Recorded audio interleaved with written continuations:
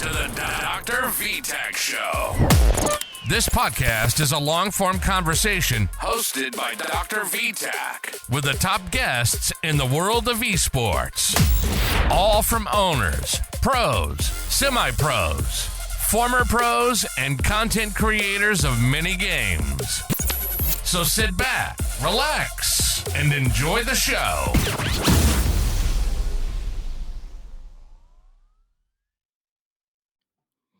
Ladies and gentlemen, welcome to the DrVtach Show. Today we have a special guest. This guy is a phenomenal person. I've been hearing all good things about him, and I'm going to tell you, this is going to be an interesting episode because he's not a pro player. A lot of people, you guys may think a pro player, but no, this guy is an attorney, an esport attorney. So, he's going to be tough. And I heard some things. I heard he's tough. Oh, boy, he's tough. I heard he eats bark off tree. I thought that's tough right there. I don't care what you say. That's tough. So, I'm going to introduce to you Justin Jacobson.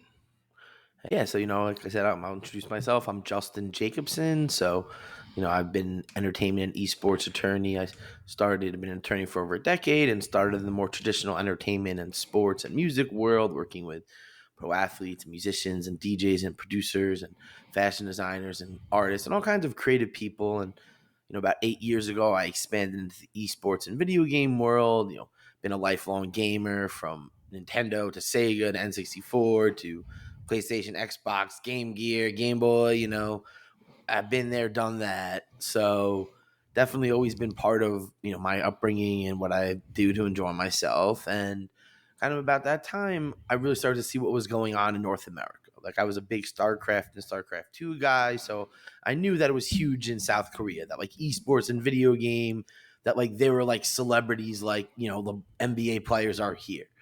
But it wasn't until then that I really started to see it building up here in the U.S. and, what I was starting to do. So from there, I just kind of dove head in and started to work with, different agents and managers on behalf of their players, and then started to work with players and coaches and casters and just different companies and teams just, directly. And over the years, I've just kind of been doing that and handling, contracts, trademarks, copyrights, visas, corporations, LLCs, like everything related to operating their business. So it's definitely was something that I kind of fell into, but I guess maybe all my life I was preparing for it in some way. So, it was a nice transition. Wow, amazing.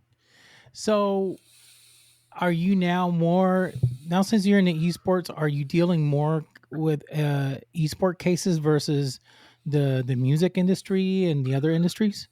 I mean, I think it's nice that I definitely have a cross section of both, and I've kind of found to be able to kind of sit at the intersection where, like, working with musicians who are involved in the esports space, working with athletes and musicians and stuff that are looking in it, and being able to kind of have expertise in both areas. So I've really found the ability to work with some athletes that are involved in gaming, as well as musicians and other traditional entertainers. So it's kind of become a nice little mix. So what are the cases that you mainly deal with? Are these like copyright issues, or that some of these players and professionals fall into and they need to get themselves out of, or was mainly the big cases you get a lot? Well, yeah, I would say most of the work is, agreements, negotiating player deals, coach deals, Mm-hmm. endorsement, sponsorship, appearance, licensing, like really kind of negotiating and helping them get deals. And then sadly, sometimes having to help them get paid where, I'm sure we open up Twitter every day and you see another person, oh, they didn't pay me, or they're late, this team, the organizer, this, the that. And, definitely helping people who are in need, and especially those that are owned pretty substantial amounts, to try to recover that.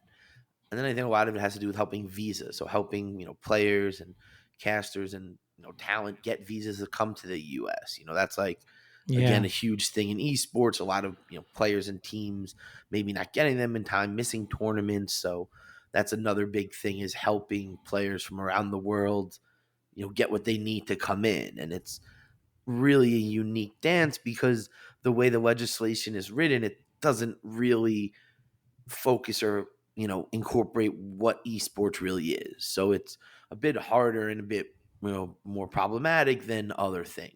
And then it's really kind of name protection and trademark, their gamer tag, their brand, understanding how to protect themselves to do that properly. So those are some of the biggest things I'm working on for most talent. Oh wow, that's amazing. I bet that's a handful because that's a lot of stuff, especially with the agreements and for them getting partners with stuff, they gonna need an attorney for this, making sure that everything is to par. But especially, I know like the biggest talk a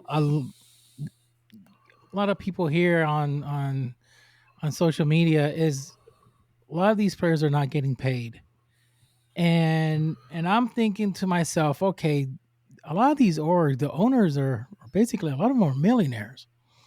A lot of them have a lot of money, but why is it they're not paying?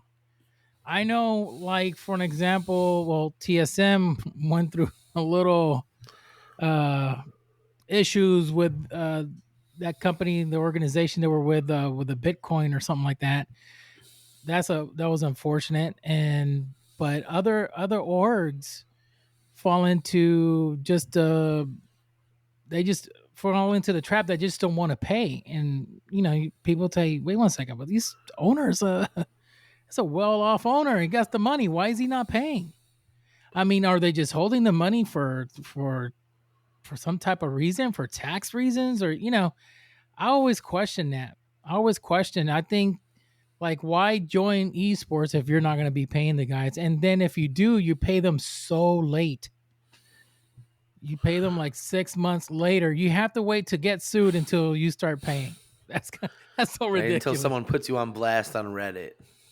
Yeah, it's like, what the heck? I mean, I think that kind of look at esports organizations kind of in two buckets. You kind of have those tier one orgs that have, the VCs that have got millions of dollars and, these big backers. And for the most part, they really pay, and sometimes, most of the time, timely, but like they kind of ran out of money. And then you have more of the tier two, tier three, some of these other orgs that, maybe they're competing in a game at a high level, but they're not making that much money compared to what it costs to do everything. And I find, as someone who's kind of been on both sides, helping organizations navigate this, as well as helping teams and players navigate these situations, sometimes it's just, a tournament operator paid 6 months late, or didn't, or a sponsor was supposed to come in, pulls out, or only does half of what they're supposed to. And it's not necessarily people that are, have this intention where, oh, I'm going to scam people and I don't want to pay these kids money. But it's just like things that are out of their control happen. And, when you're working on such thin margins, if, you're supposed to get 10,000, now you only get 3,000, that extra 7,000 you kind of thought was already there that you might have already spent, it starts to happen. It starts to unravel, and that's some of what happens in the lower tiers, I would say. And same thing with, I think, tournament organizers, whether it's, things costing more than they thought, a sponsor, again, pulling out or not getting something, or some issue, or sponsor delayed payment. And now if, the sponsor pays you 60 days late, then you're not going to be able to pay out everyone until 60 days after that, right? And it's just kind of, it just spirals. So I think that as a result, you have, and let's not discredit the people that are running these organizations. Most of them are not, well-polished, entrepreneurial people that have been in business and running businesses and having employees and dealing with six figures or multi-million-dollar budgets. Like, this is new to a lot of them. And no disrespect to any of them. Like, the people who have formed these orgs that have got millions of dollars, like, I tip my hat to them. Like, I've never got millions of dollars from someone. So they're ahead of me in that regard. But ultimately, you have to understand how to operate business, how what you're spending versus what you're coming in. You have to build in for the rainy day fund. What if this, that, and the third? Like, these are things that you only learn from operating and doing. So you can't fault the people that are running these teams for making these mistakes. But sometimes things happen that are out of your control, right? It's like, I don't know, where you have COVID that shuts down the world for 2+ years. Guarantee you that's not part of anyone's, analytics or probability or statistics. No one, especially in the entertainment world that I'm in, no one thought you weren't going to work for a year plus, right? Like, Like, Yeah. that's crazy to think about, but Yeah. that's kind of what happened for most people. Yeah, true. I mean, I think I always say there was only one person that was kind of prepared before a disaster happened. It was Noah from the Bible. He was getting prepared before the storm hit. So I think I don't know.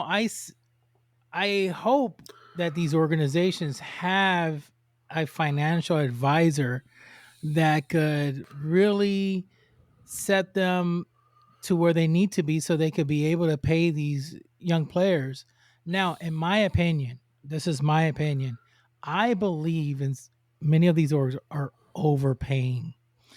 They're, I mean, to pay a player six figures. I mean, come on. I work in a medical field and I'm saving people's lives. I have You're making family half that. members that their sons, please, my mom is there at the hospital. Are you watching over her? I'm like, yes, please, please, please, is my mom. And I'm not even making six figures. Now, I mean, in the position I'm in, and I'm watching these patients. I'm basically the first responder to the nurses. I'm the one that catches things before it happened through telemetry, and I'm looking at the heart rhythm, detecting things before it pops up. I'm not making that. Now, you know, I love what I do. I know but I'm making decent money, but still a lot of these players are just playing video games and this is their sport. Yes, I agree it's a sport, but I believe it should be a sport that it should pay fairly. Don't overpay. I mean, some of these it's just way too much. And then what happened is that I feel the orgs when they don't take a percentage out of their I think what I heard was they don't take a percentage out of their winnings when they win a major or a big grand prize, a big tournament. They don't take like a 10% for themselves to save that money up for the rainy days for these players. So they just they just split it. Okay, you guys won 100 grand. Well, we're gonna take that 100 grand and split it between 4 or 5 of you guys.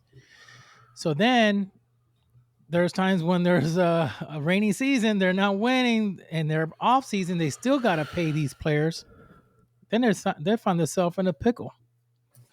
Yeah, I mean, I think there's kind of like, the two part to that question. It's like, as someone who's an educator and teaches college students, like, yeah, like educators, medical field people that are saving people's lives and actually helping impart, affect people, they deserve way more, right? But for some reason, we pay someone that could hit a ball or dunk a basketball or, sing better than us or Oh yeah, drum better than us, and they get millions of dollars for this. And, it's one of those things where the market dictates it. And, maybe the market, was in for a correction. And if you saw some of the minimum salaries from some of the leagues, those numbers might make a little bit more sense. And, ultimately, you see a market correction. You're seeing certain leagues overseas imposing salary caps. So they're literally correcting it without, that's it. Like you can't spend more than this because there's a cap. And, as a result, people are starting to figure that out. So I don't I think disagree with you, but again, it's like, the market dictates what you're worth. it. Like Yeah, it if is. It everyone is. else is Yeah. getting paid 120K to be a Rocket League player and you want this kid, like you can't pay him 50. Like you're just not going to, if you can find other kids, like there's a zillion and a half kids that would gladly take half of that to be signed to a Rocket League professional team. But those kids aren't as good as this kid, or maybe they are, and they just need a shot. You know what I mean? It's like Exactly. that Moneyball situation of, do you pay the savvy veteran who's hit 30 home runs and 100 RBIs every season, or the young star who you just got to move him from pitcher to first base, and now he's an all-star. Or they could be a Jinxie that is not a pro player and he's making quadruple. And you know, Yeah, I mean, you're think an about it. He's just a entertainer. console player and he's playing with his buddies. He Yeah, doesn't and care about pro player. He'll do 1v1s with them just have to kick the can. He doesn't. That's nothing that's gonna phase him. Now he's playing with his buddies and he's making right now. I know he already averaged $1 million. I mean, this guy's making tons of money. So I mean, but that's very rare. I mean, who's done that before?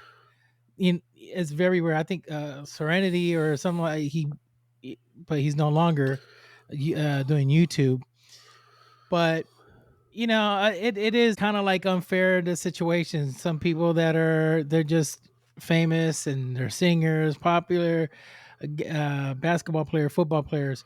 They're gonna get paid the millions, and you got doctors and you got lawyers and people that are fighting for people's rights and making sure they don't get scammed or other things. They're Right? not Public getting paid. defenders, like people that are community service workers, people that are Yeah. working with underprivileged and underserviced areas, like Oh, they should get double or triple what they're getting.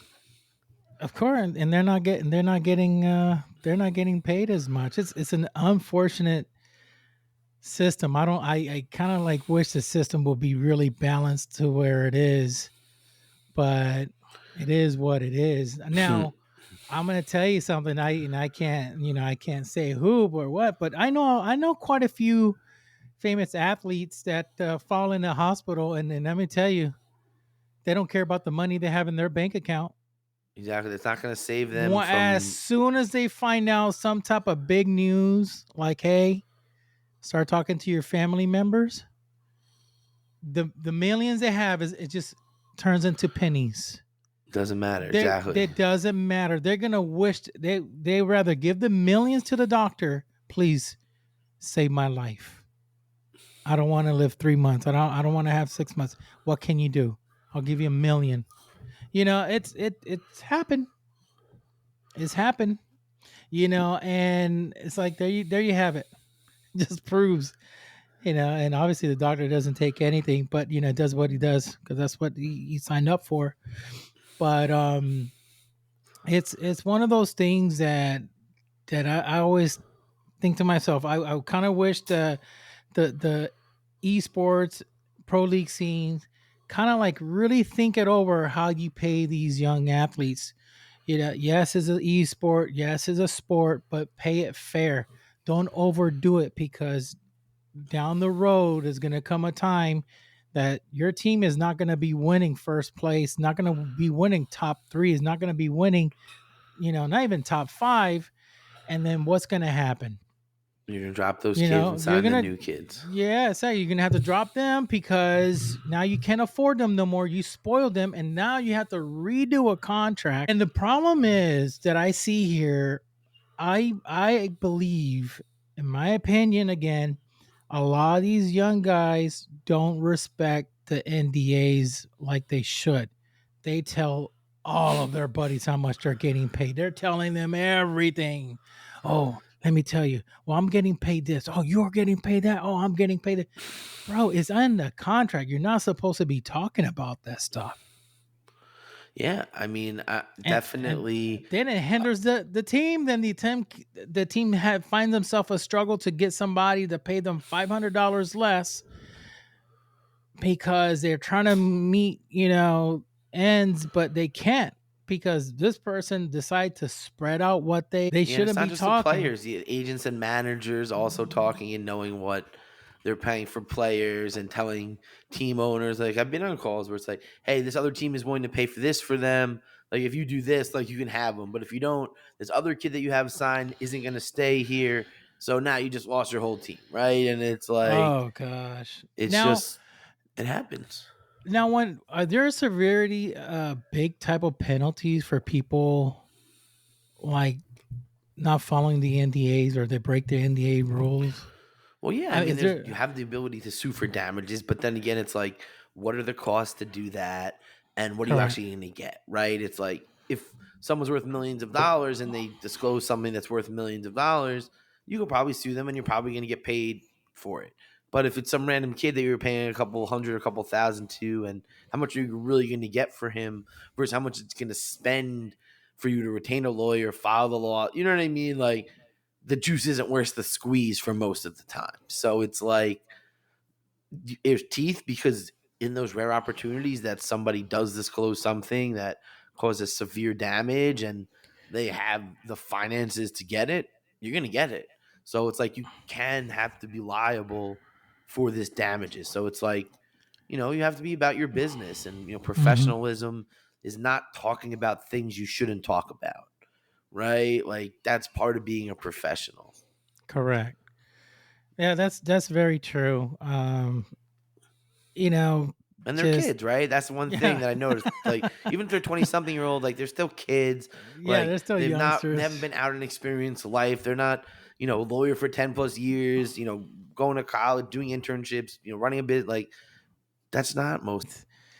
There's some out there that are they're young and they're very smart, intelligent, and they know how to preserve and not give Well, out they know those what they know. information. Yeah. Like I have this client that reached out to me recently. He just like started to blow up, making all this money. He's like, Justin, I don't know what to do. Like I'm making all this money, and like I'm so young. And it's like how like I need a CPA, I need financial, like I need all these things to do this right. Because if I don't do this right, like this is gonna be a problem. Like I want to buy a house. Like what do I do so that I can put a down payment? How do I get a mortgage? Like all these things you don't think about, but like this is real life, right? It's like if you're making six figures plus from Twitch and subs and ads and such, you're gonna make, maybe $1 million this year if you're averaging Hmm. that. So you need someone to help you make sure you don't get creamed in taxes and lose, a lot of it. And you make sure that someone can take a lot of it and help you make money, right? And that's kind Correct. of the next evolution of this, where it's like now you have people that may be understanding, like, hey, like maybe I don't know anything about finances or investments or stocks and equities and whatever, but there are people that do this on a super high level that this is what they do. And it's like knowing that that's what you need to be successful is, where I hope it evolves to, right? Where like I've seen some kids, like even some really big streamer, I'm like looking at his contract and I'm like, there's no way a lawyer negotiated this for you. Because I do these deals and there's no way. He's like, yeah, no. I'm like, there's no way this should be here. Like I fight super hard against it and I always get it out. Or I always get it reduced to like a really small amount. Mm. So you didn't even think or know or like do. So it's one of these things where I could have earned my fee instantly by just fixing that one issue. And that's one of these things where it's like it didn't affect him, but it could have affected him really badly, right? And now he has another issue where like the way his bonuses are structured doesn't get him paid properly. So the team has been undercutting him.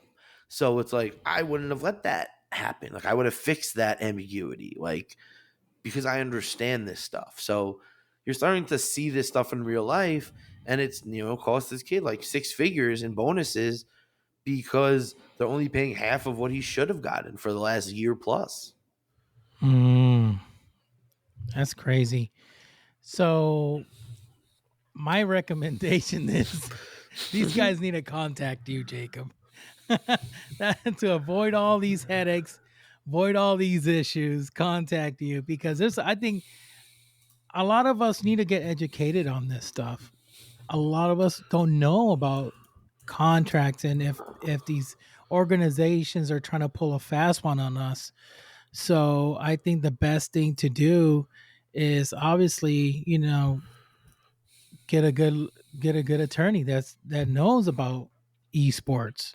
Exactly. You get Justin Jacobson, you check him out, you see what he's doing, you check his book out, which is, the official and the essential guide to the business and law of, esports and professional video gaming, which is the first, So esports you got video. a book?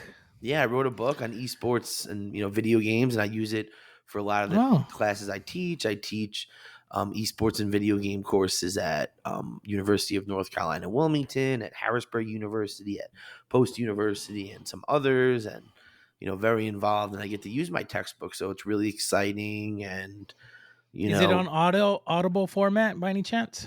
no audible, no audiobook, just ebook and regular book.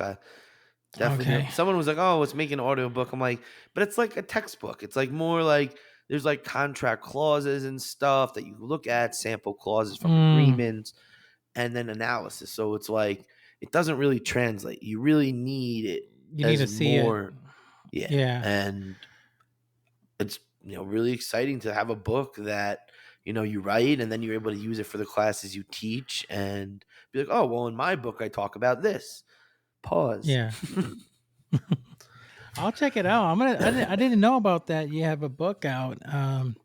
Been so busy doing so many other things, and I just like trying to get caught up with so much. But I'm gonna check that out. If it's on Amazon or Amazon, Barnes and Noble, everywhere you find books, you can get it. Walmart, but Amazon, and leave a 5-star rating because I know you're gonna love it. You know, But yeah, I okay, mean, it's great. I definitely enjoy talking about this stuff, and I created the book to kind of fill a void, this knowledge gap that you're kind of we're touching on, and that it seems like is yeah, really out there, where like you have individuals signing agreements that have real implications, but not really understanding them or not yeah, knowing what to focus on. They're only focused on the money, the salary, yeah. the They're just facial things, the but facial stuff. that's half the battle, right? Once you figure out the money, now we have to figure out the details, right? It's like if you don't figure out the money, you can't even get into the details. Correct. Now there's a lot of these players. They should stop listening to other players and their buddies. They're not attorneys. They don't know about finances. They're just thinking about, oh, I want to get this car and I need the money to buy this vehicle, etc. And they're thinking about, I want the latest and greatest gadgets and all this instead of about thinking smart for the future. I mean, I'll give you a Yeah. perfect example. I talked a big streamer out of, probably a 6-figure a month deal with a streaming platform. We don't have to Mhm. say what it is, but I'm sure you can guess what it is. This person was averaging 6+ figures, having millions of views, just crushing it on Twitch, YouTube, TikTok, Instagram, like just blowing up out of control. And I was like, this money is interesting, but if I look at the platform right now, the most views are in categories that really don't impact you. And the amount of people watching games, like the biggest streamer in, say, Warzone, has 1,200 people. Like, think Mm, about that. You're going to a platform where the largest streamer in one game that's really, really popular has that little people, and you're averaging 250, 700, like thousands, hundreds of thousands of views, thousands upon thousands of concurrent viewers. So, what do you think is going to happen if you go over there? You think all these hundreds of thousands are going to come with you? What is it going to be like if you load up the stream and you're streaming to like 10 people or 20 mm, people or even 100 people, or let's say you're double that kid and you get 2,500 people, right? Double the biggest, another, like, you understand what I'm saying here? You've literally murdered your value. Even if the money in correct. theory is great, it's just eventually just going to wear out, right? It's just like the money you're getting is going to be good for a few months, but the amount you could have made by not taking that would have been exponentially more by just continuing to grow the way you were. And it was like another one of his big streamers advised him not to take it also. And it was like, oh, well, you're telling me this and he's telling me this, but obviously his, person that's in his corner helping him, etc., wants the money. Like, take the money. Like, it's this crazy amount of money a month. Like, yeah, when I'm like, you said, I could buy this, I can do that. And it's like, well, the long-term value where you're going to grow much, larger and have a longer value is on this platform that's much more developed, much more robust, and you're already crushing it. So to go over here where you are starting from effectively zero, and it's like we saw Ninja and Shroud and people that were crushing it. Yeah, they got Hmm. millions of dollars to go over, and it didn't even matter. And it was Microsoft, and it didn't even matter.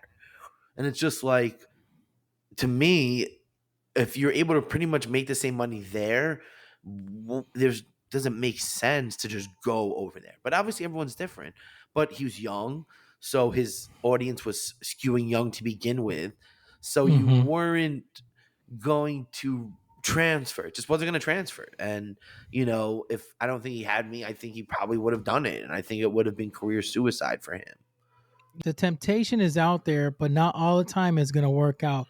Ninja, like you said, Ninja switched over to the Mixer. what was it? Yeah, Mixer, and you would have thought that was going to bring millions, and they would have thought so too, and people are going to spend the money, and Wasn't even a that blip. was Didn't even matter. didn't even matter. Didn't even matter. I Because what I've learned is that these people that were watching him are just gonna go watch someone else that's doing the kind of like it's like they're already in the ecosystem of Twitch. They like the emo, they like what they have going there. So like they're not so quick to go to a new platform, right? They're really so like what happens is someone that's playing your game just kind of absorbs your fandom.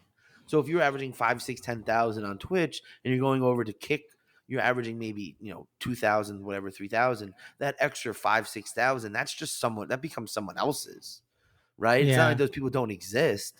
They've just migrated to someone else that's streaming their game at the time they're watching, right? It's like, yeah, there's certain outliers, but they're not they're not. They're not. My thing is with these other platforms that they are not as user friendly as Twitch is. Twitch, I know I could send, I could gift, I could just tap on the person's name. It says gift a sub. I gift that person a sub. It goes directly out of my account, pays them. I can sub to the channel by a little touch of a click right there and done. If I see a person in the chat I'm curious about, I say, I think that's so and so, I could just tap on his name, click info. I got everything about that person. I could DM that person, privately. With others, it's just so complicated. And I think some people like, listen, for me to take my time to start learning that and take all the time and going to YouTube to learn what to do this, they don't want to waste their time. They already know how Twitch platform works. It's very user friendly, very easy to learn. It's super simple, and people just like they love it and they stick to it. Now, in order to beat Twitch, you got to do something like has to be better. Has to be like, wow, this is funny, this is easy, this is, it pays good, etc. You got to hit it out of the ballpark in order to take a giant down, and it's going to be very hard. I don't see. It's probably not I worth it, don't as we see. see. Yeah, The money isn't worth it. Like yeah, that's kind of what I feel like the market has shown. That's not worth spending 50, 100, 200 million dollars on big streamers and creators and properties to get people to come. yeah. Right? I It's don't think it it's not. works. It's not. Yeah, for me, it's not. It's not the. I do a majority of these organizations, these platforms, do they pay these streamers something for them to come over? Some of them, I would Uh, say, in the beginning, it was definitely a big thing with exclusivity, and then you started to see all YouTube kind of doing all the exclusive deals with a lot of the big streamers on Twitch. They started to come over, mm-hmm. kind of the way that Mixer did it. But again, YouTube is a beast in itself. It wasn't.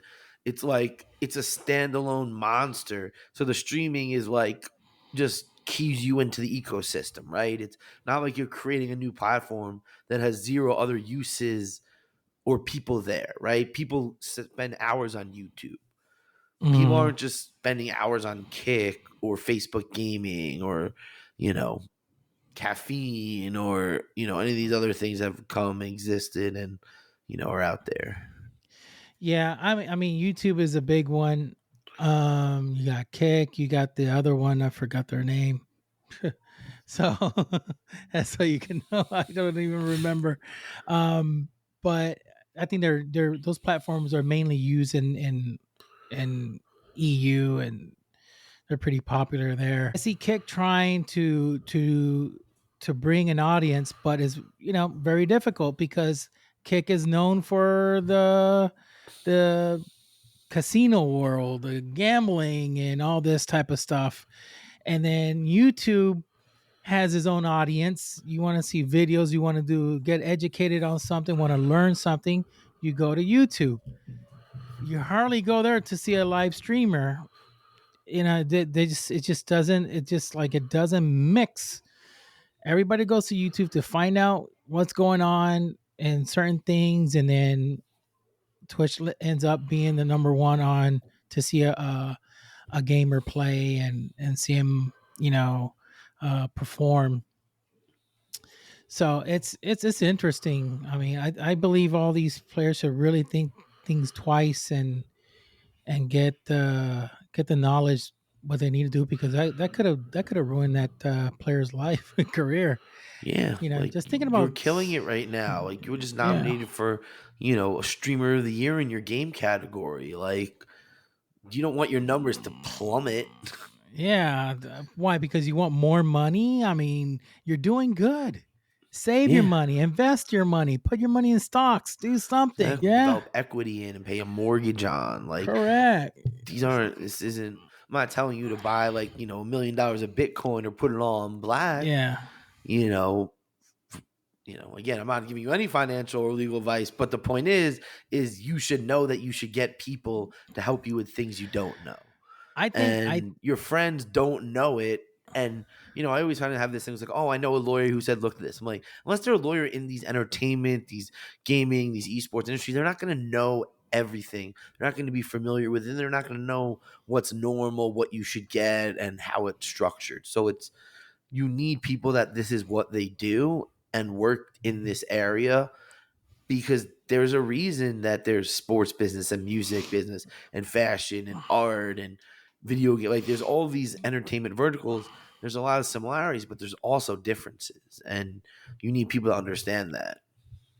That's true. You know what? I always tell people that before they sign into anything, if if you don't have an attorney, talk to your parents, because what you should do is, if you do sign something, you're gonna take your money.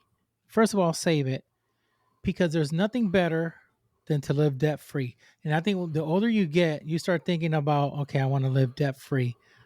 Right now, you ask me, what do I want? I'd rather have a paid off house than to have a Lamborghini. I don't need a Lamborghini. I really don't. Don't need a Lamborghini. I don't need a fast car.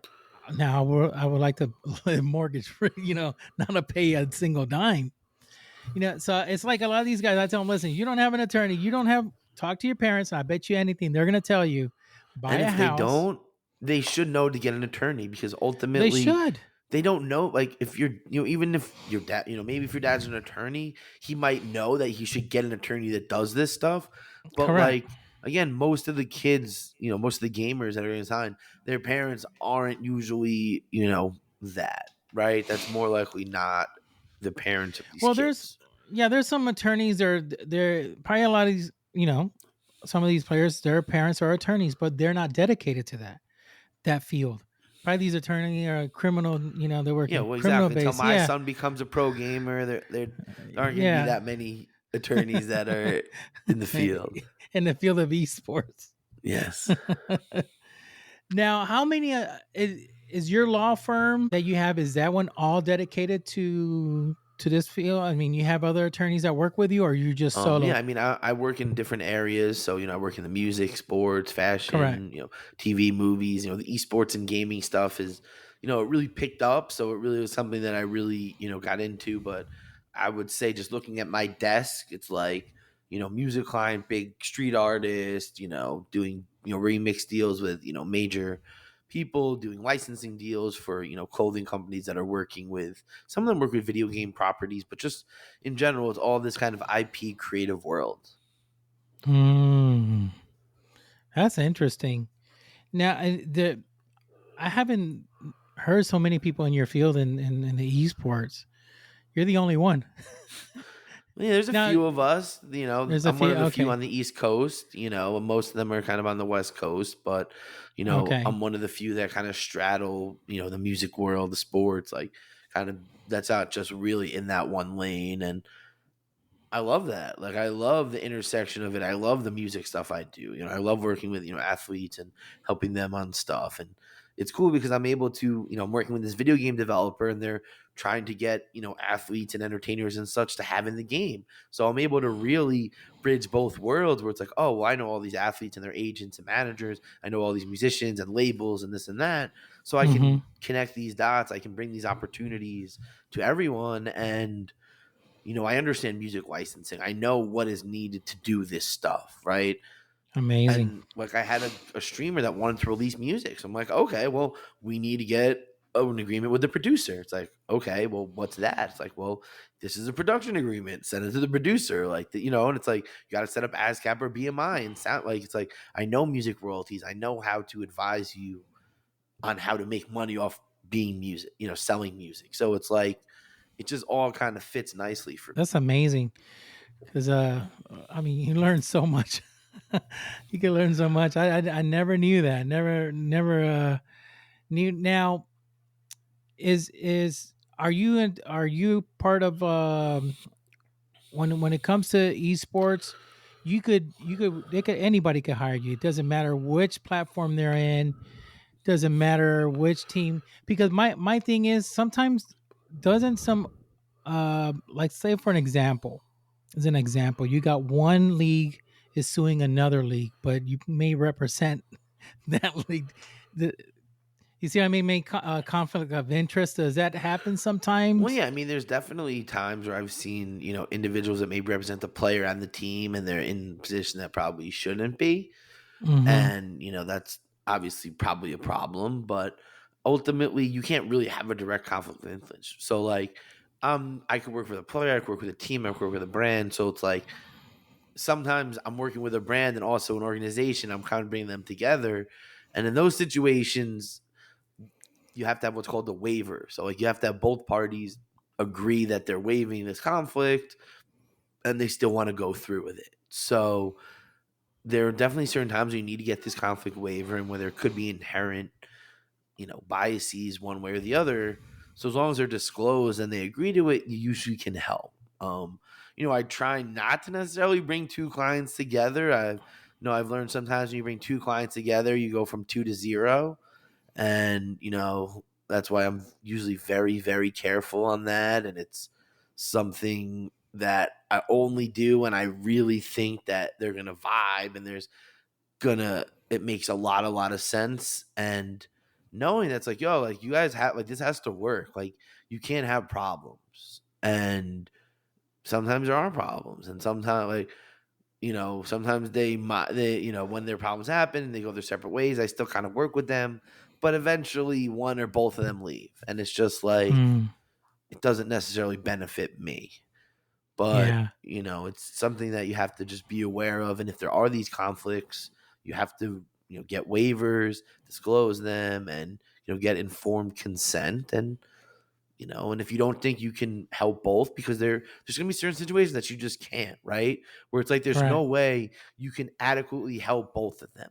There's going to be some point that you just can't, the conflict is just not possible to be resolved. And then you have to take one side or the other, and you have to advise the other side to get a lawyer. It's like, to make this better, like they have to get their own separate lawyer, because the conflict can't be waived because it's just too, unresolvable. Those are rare, but it's definitely something you have to be aware of. Correct. That's gotta be that's gotta be tense. Yeah, I mean, it's legal ethics. It's sometimes like, hey, like manager signing an artist, like you really want that artist to get their own separate lawyer. But then again, they might not have the funds, and the manager might be paying for me to make the agreement for both of them. And it's just like, you got to make sure you have the right waivers, the right, everything in there. And, your job is to say, hey, you should get your own lawyer. I'm not your lawyer in this situation. Like, I'm only helping this, them.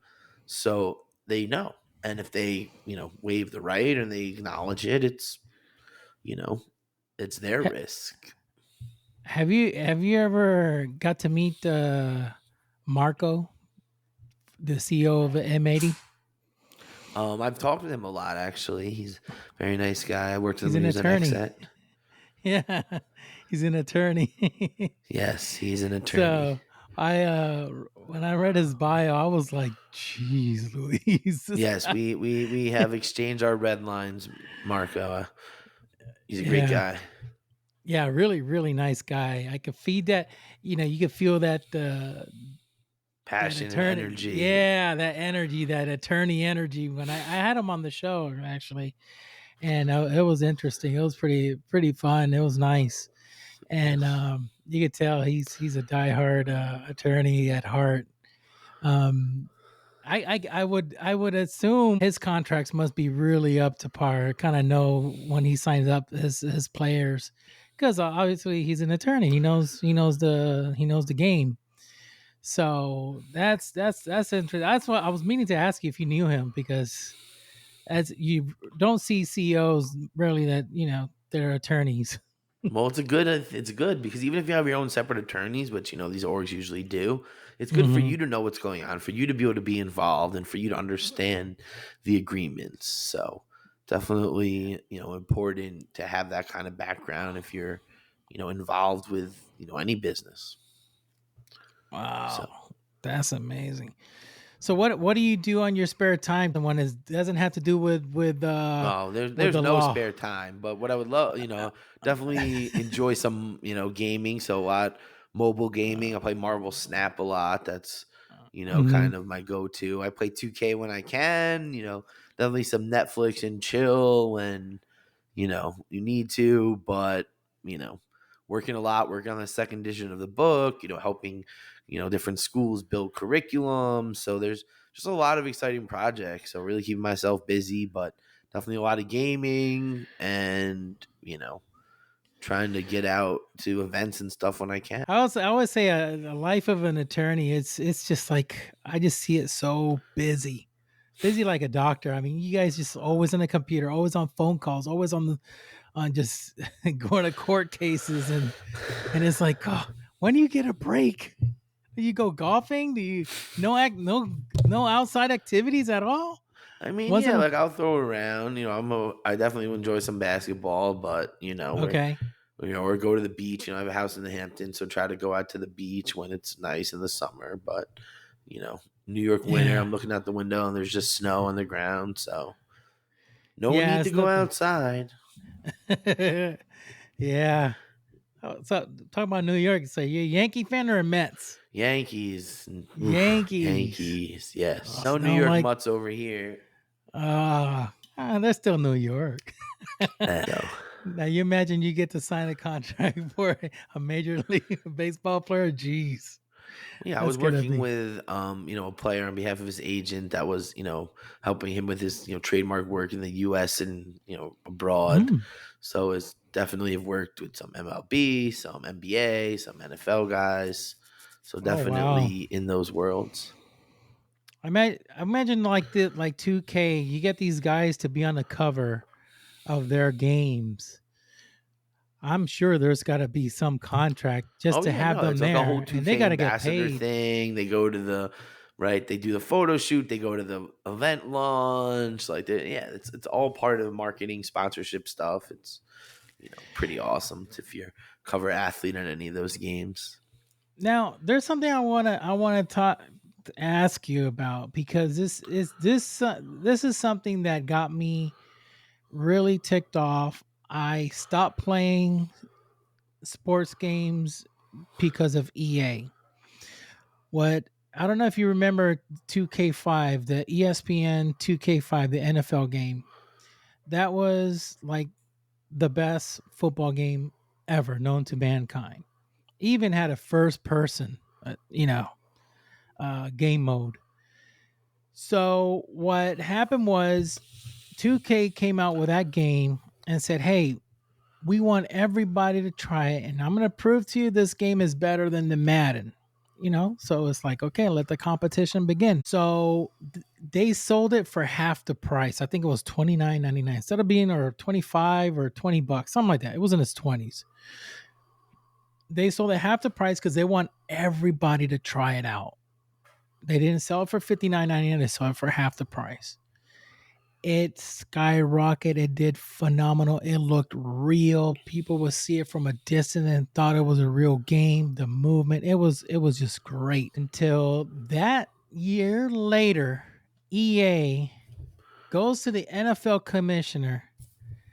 They worked out a deal. They buy the NFL rights so nobody can make a freaking game. That's one thing I hate. I really, to be honest, I don't like EA whatsoever. I just don't like that organization for doing that. They're saying you're getting games that's a sports game that has to do with competition, but they're the ones not believing in competition. Don't allow I another mean, business is organization to. business, so I understand. You It's don't a want two dirty football freaking games. move. Yeah, I'm gonna go to Super Bowl by myself in order to win. To say I'm the best, I'm the champion. Yeah, you're playing against nobody. But then I found out that a couple years later after that, 2K bought they were able to buy the Major League Baseball rights. And 2K said, guess what? Everybody can make a baseball game except EA. We'll give you all the rights to it. Sony said, can I make my game the show? Go right ahead. We'll give you the rights to it except EA. Good for you, 2K. Business, right? It's Because all business. I know it's business, but it's a dirty move because sports is about competition. I mean, I don't disagree, and I You think know that what I mean? there's definitely, hopefully, some titles that are on the horizon that might give a little competition to the football genre. So, There's all the kids like and all the people like the most. They want to play their favorite team. They want to obviously they want to play their favorite team. If they're a Lions fan or they're a Giants fan or they're a Steelers fan, they want to play their team. They don't want to play a make-up unknown imaginary, because they tried that and it just didn't sell. It didn't work. It doesn't sell whatsoever. So it kind of sucks. And I'm thinking, they did that. Yes, it's about business, but can they get sued for whatchamacallit? There's a word for it, that you're trying to take over something and monopolizing. yeah, like an antitrust kind of thing. Yeah, they're trying to monopolize the industry. I mean, those are all very, very, very deep questions that go beyond the time we have left in this conversation. So, I think that ultimately it is very interesting how you can get these exclusive rights and stop your competitors from, making a whole genre of game. And, we obviously saw EA stop making their basketball game, NBA Live, and 2K Because is they couldn't compete exactly against 2K is 2K. now the predominant, NBA 2K is clearly the predominant basketball game. So Yeah, but NBA didn't want any involvement in women, with rights and all this. They go, no, you guys go two at it. Start competing against each other. See who's the best. Make your games, compete. That's what it is. And I admire that the NBA didn't allow them to one person buy the rights, because then you'd be stuck with a sucky game that you just don't like, and then you don't get the same game over and over and over the same years, and they just change just a little bit of things. I just wish the industry in esports, if you're gonna, do not monopolize the gaming industry, because it's just like, it's no fun. I okay, don't well like, that's your message to EA. We want the fun. It's don't in the game, so freaking, keep it fun. yeah, keep it fun, keep it competitive. So I always was curious, and there's nothing we could do about it. Just only the fans just don't buy their stuff if you don't like it. Exactly, And, right. The shareholder numbers are all that matter. now, is there a lot of stocks involved in? I'm sure there's stocks within the organizations. Like, for an example, you got Wildcard; they have their stock. Or probably Space Station Gaming has their stocks.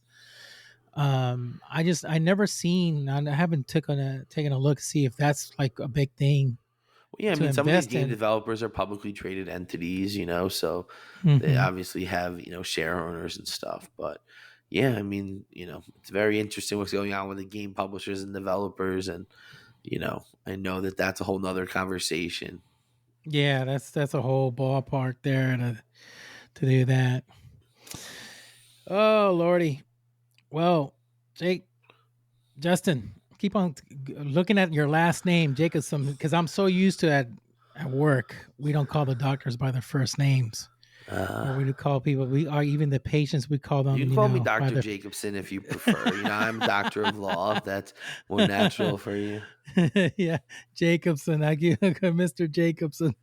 So yeah, it's just a custom. We put on our patients. We put the last name first, and second is the first name. So it's like all of a sudden I'm trying to like cut myself off work. I'm not at work now. Yes. Okay. Well, listen, I know time is very